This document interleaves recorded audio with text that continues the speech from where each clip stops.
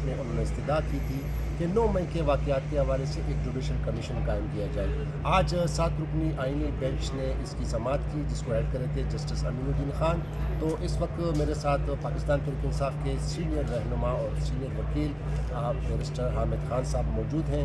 ہم ان سے پوچھیں گے کہ آج اس کیس میں کیا ہوا اور عدالت نے کیا حکم پاس کیا۔ جی حامد خان صاحب، آج کافی عرصے کے بعد اس پٹیشن کو اٹھایا گیا سابق وزیر اعظم عمران خان کے حوالے سے، تو آج عدالت نے کیا حکم صادر کیا ہے؟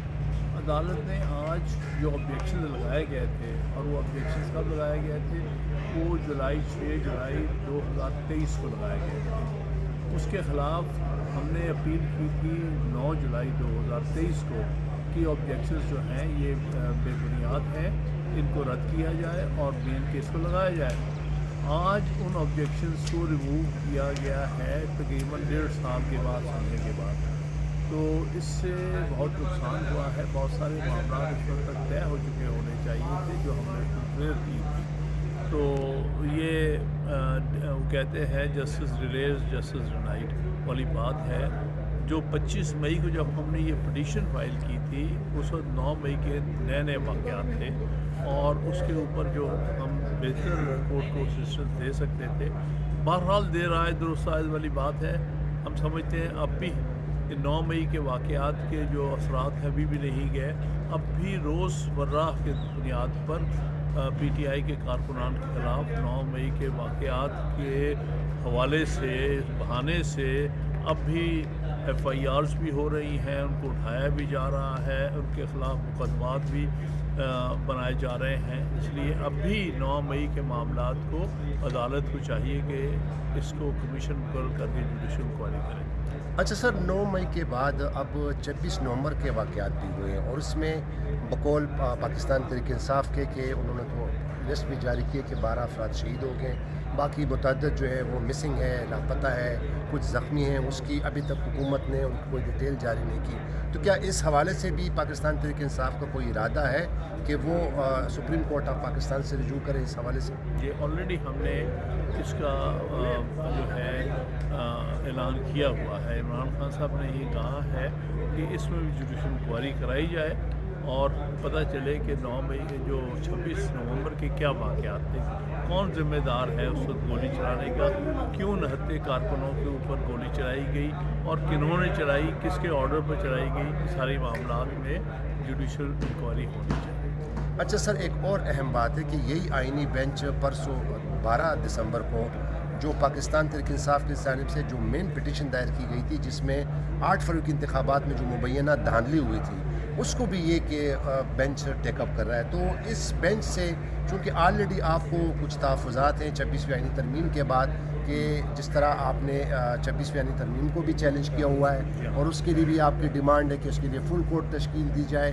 اس پر چیف جسٹس آف پاکستان نے گزشتہ روز جوڈیشل کمیشن کے اجلاس میں باقاعدہ طور پر جسٹس سعید منصور علی شاہ صاحب جنہوں نے ڈیمانڈ کیا تھا، ان کو بھی کہا تھا کہ چونکہ اب 26ویں آئینی ترمیم کے بعد چونکہ آئینی بینچ بن گیا اور اس کا ایک کنسٹیٹیوشن اسی بینچ کا ایک کمیٹی ہے وہ ڈیسائیڈ کرے گی، تو آپ کیا سمجھتے ہیں کہ جو 12 دسمبر کو جو دھاندلی والا کیس ہے، اس سے آپ کو کیا کتنے توقعات ہیں اس آئینی بینچ سے؟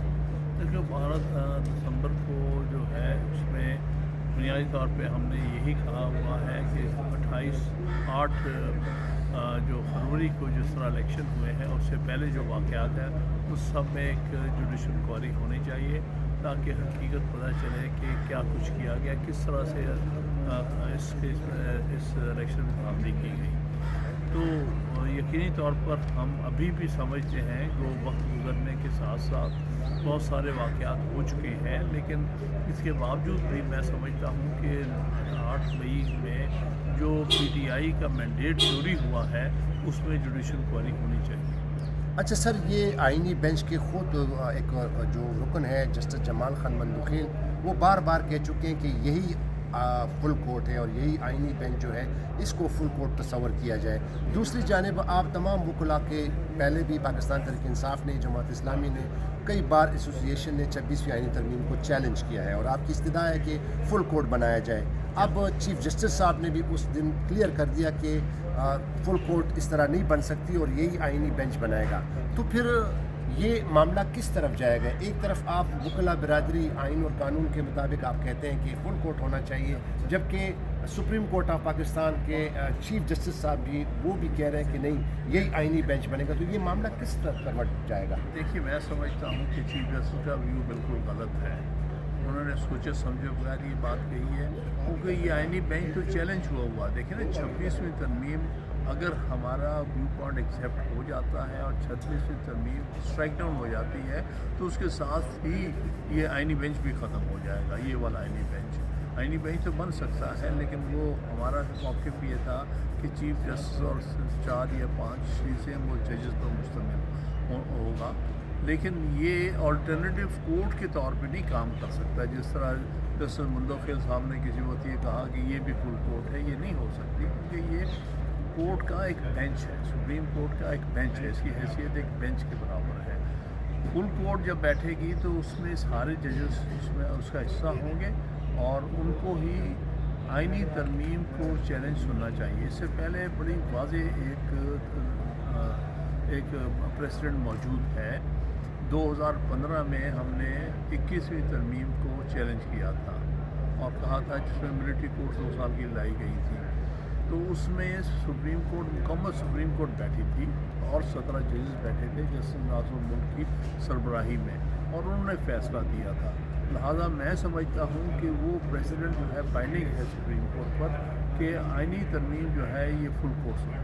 بہت شکریہ حامد خان صاحب. جی ناظرین، سپریم کورٹ سے اس وقت سہیل خان کی جانب سے اتنا ہی. نئے دیکھنے والے ناظرین سے التماس ہے کہ وہ چینل کو ضرور سبسکرائب کریں. خدا حافظ. پاکستان زندہ باد.